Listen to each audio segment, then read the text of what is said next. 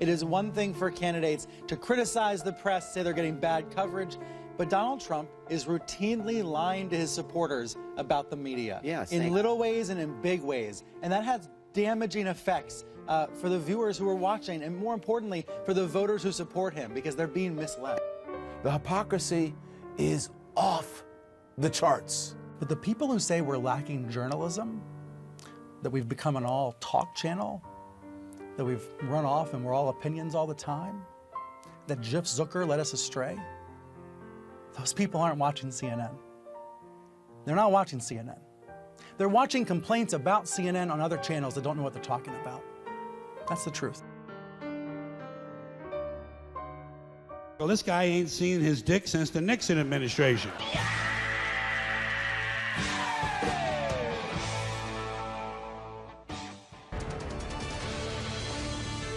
This is CNN, home of fake news.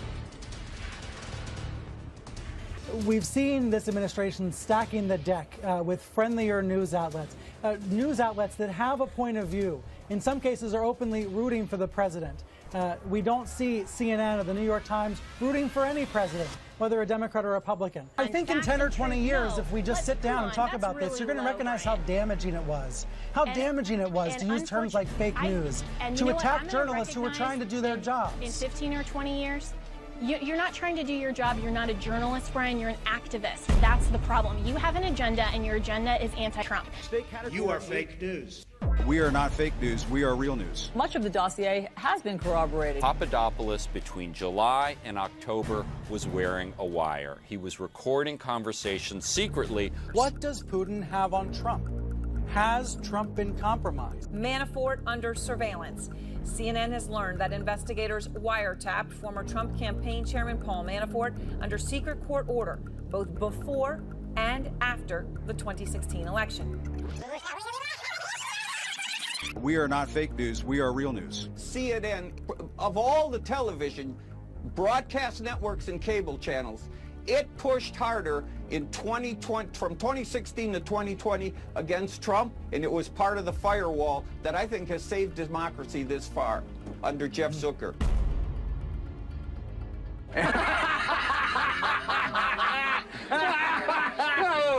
There are a lot of people profiting off of lies and conspiracy theories, and I don't really see how things get better, how we move on as a country until this informational environment is cleaned up. Donald Trump has few ideas about how to prevent another shooting. He says the U.S. should actually consider racially profiling Muslims. Racially profiling Muslims? I think profiling is something that we're going to have to start thinking about as a country. And we really have to look at profiling. We have to look at it seriously. And I hate the concept of profiling, but we have to use common sense. We're not using common sense. Just last night, CNN added in the word racial that he never mentioned with profiling. Your network added in racial to make it look like he had said racial profiling where he never had. So, sure, Kellyanne, I want to interrupt you there. I want to interrupt you there. Right I want to interrupt you there because that was a lower third, as we call them, on our screen. It actually happened during this hour. And I want to make it clear the word racial should not have been put in quotes. Here they are generating a completely false story about the President of the United States. The two were feeding fish. They were both spooning fish food into the pond in front of the media. Then Abe dumped his entire box of fish food into the pond, and then Trump followed his lead and did the same. But CNN didn't put the facts first, they put their spin first. The article included footage of the ceremony, but then it zoomed into Trump so that Abe was no longer in the picture, so viewers only saw Trump dumping in the whole box. They didn't show Abe dumping his whole box in first. So CNN made it look like Trump just decided to do it on his own instead of presenting the truth, just to push their anti-Trump narrative. They have taken over Portland. You know, when they had that incident, the police won't even respond because they've become so violent. As soon as a protest becomes a riot, you're criminals, and you should be treated that way. That's the law. That's simple. Yeah. And please, show me where it says that protests are supposed to be polite and peaceful. As soon as a protest becomes a riot, you're criminals, and you should be treated that way. That's the law. These are all facts. I don't do opinion, and I know that the difference for me is I do point of view. So I'm giving my point of view as an American, as a black man who happens to be gay. Look up what point of view means. It means opinion. But let's be honest, CNN's facts are much like their opinions in that they aren't facts. And serious, Don Lemon doesn't do opinions. Yeah, and the Olive Garden doesn't do breadsticks.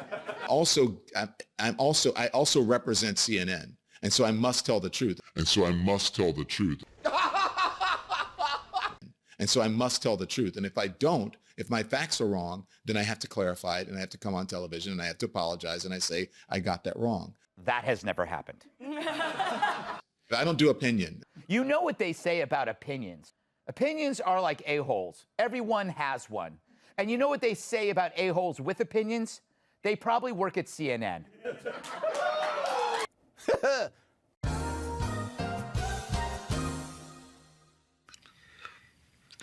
Please, don't do this.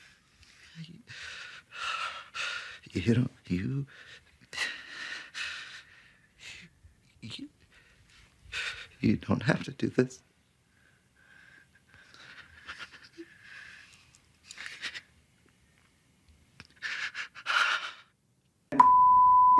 Oh no, that sucks.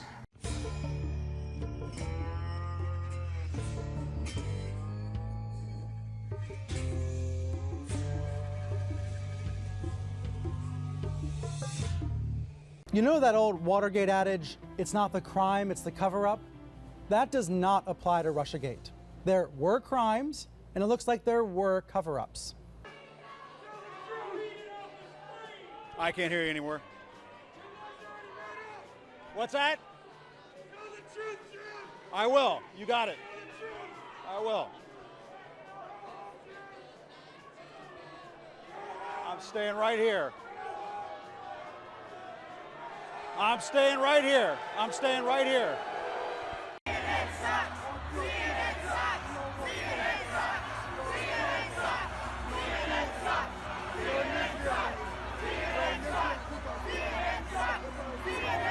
Top officials, including the president, are hiding from the press. And Wolf, just to give you a sense as to what's happening right now, you can hear there is a chorus of boos and other chants from this Trump crowd here in Tampa, Florida. They're saying things like CNN sucks, go home, and fake news. Wolf, obviously, all of those things are false. We're staying right here. We're going to do our job and report on this rally to all of our viewers here tonight. Wolf. It's fake news, fake news. They are fake.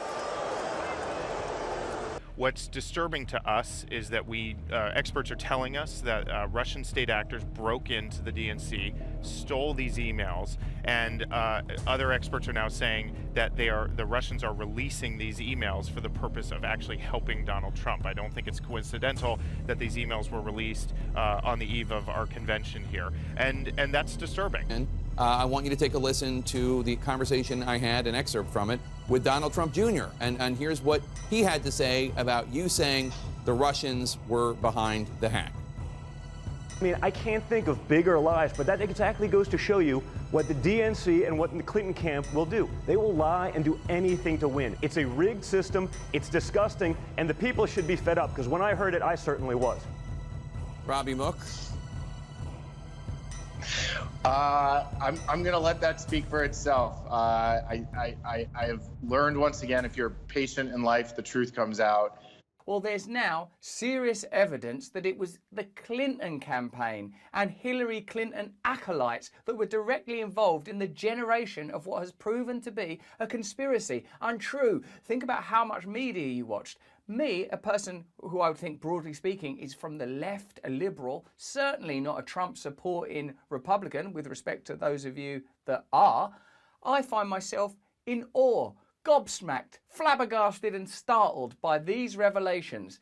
After all those years of sanctimonious lectures about Russian hacking and election interference and undermining our democracy, it turns out it wasn't Russia, Russia, Russia. It was Clinton, Clinton, Clinton. They were the ones who did the hacking. It was the Clinton campaign, including the present National Security Advisor and the man now leading Democrats' election integrity efforts who illegally meddled in an election. It was you, Hillary Clinton, and you, Jake Sullivan, and you, Mark Elias, who undermined our democracy. Can you believe these people? You're basically suggesting that Russians hacked into the DNC and now are releasing these files through WikiLeaks to help elect Donald Trump. Well, this isn't my assertion. There are a number of experts that are asserting this. I think we need to get to the bottom of these facts, but that is what experts are telling us. Experts have said that it is the Russians that in fact went in and took these emails, and then if they are the ones who took them, we have to infer that they are the ones then released. Factual background attached to a motion filed by Special Counsel John Durham as part of his indictment against former Clinton campaign lawyer Michael Sussman, that the Clinton campaign paid a tech firm to, quote, mine internet data to establish an inference, a narrative, tying then candidate Trump to Russia. In Durham's words, this included, quote, non-public and or proprietary internet data. What does mining non-public and proprietary data mean? It means hacking. It means spying. And look at their targets, according to Durham. Quote, internet traffic pertaining to 1, a particular healthcare provider, 2, Trump Tower, 3, Donald Trump Central Park West apartment building, and 4, the executive office of the President of the United States. Yes, you heard that right. They hacked not just Trump Tower, but the White House. After Trump became president, they hacked the White House. These people who pose as defenders of democracy. How is that even possible? There was no Russian collusion. There was no evidence whatsoever that the Trump campaign conspired in any way with the government of Vladimir Putin during the last presidential election, period. I was the second person he named as a senior foreign policy advisor when asked by the Washington Post was Carter Page, someone with deep ties to Russia. Knowing then what you know now about all the things that we've come to find, would you have still signed the warrant application against Carter Page? No, I would want a much more complete understanding of what we were. Thank you very much. If you knew then what you know now, would you have signed the warrant application in June of 2017 against Carter Page? No, sir. So they've already admitted under oath that they were wrong. What is their defense?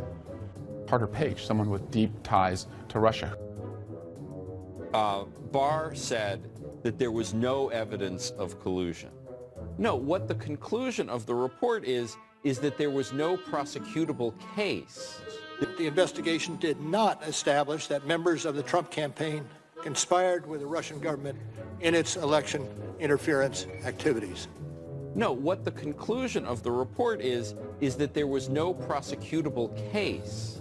There was not enough evidence to bring a criminal case. Insufficient evidence to bring a criminal case involving the Trump campaign and Russian interests. The investigation did not establish that members of the Trump campaign conspired with the Russian government. And, you know, when the president tweets, no collusion, no obstruction, once again, it's a lie. Collusion is a behavior. And there could be ample proof of that kind of behavior in Mueller's full findings.